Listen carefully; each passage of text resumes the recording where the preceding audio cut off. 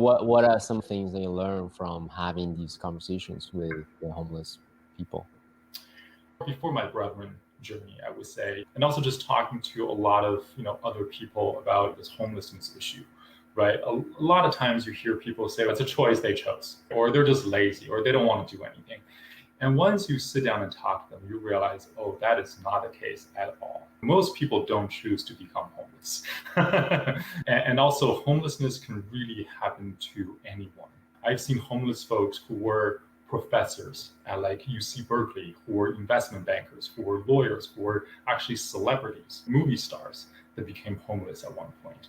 And you just look at how one little mistake or one, say, a medical bill that you can pay, and it's a giant thing. Say your mom got really sick and she couldn't pay her bill, and now you have to pay her bill, and then you have to go to the hospital to see her all the time, and suddenly now you're late on your mortgage, and then you can't go to work, and then your company fires you because you're not there all the time, and now have an income, and you can just see this snowball, like it gets bigger and bigger, and then next thing, you don't have a job, you can't pay rent, you get kicked out, you don't have a support system. That's another problem with our society today. We're no longer family oriented. We're not tribal anymore.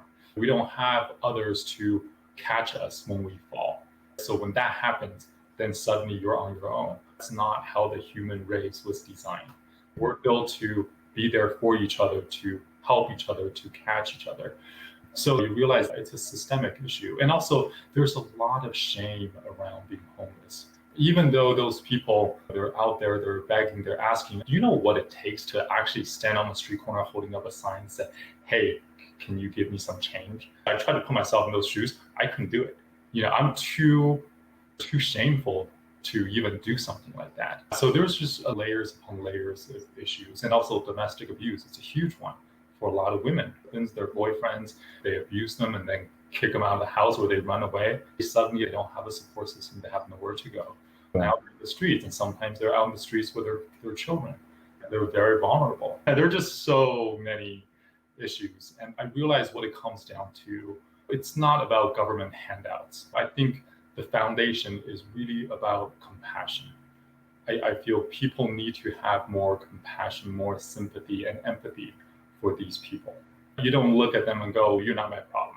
You chose that life, has nothing to do with me. No, we're all connected. We're all one family. I look at everyone on the street, I go, oh, there's my brother, there's my sister. Just the brother I don't know yet. Or sister, we're all part of the same family.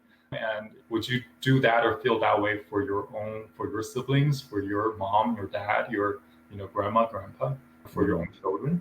So if that person were your own child, your own sister, what would you do for them? I also realized, I want to help everyone, but at the same time, it's like I have limited resources and time and energy. So who can I help? And I just made a mental note, which is I'll help those that are in front of me. If someone is in front of me that needs help and I am able, I'm going to devote my time, energy, and money to that person. I may not be able to help 10,000 people, but I can help him or her this month.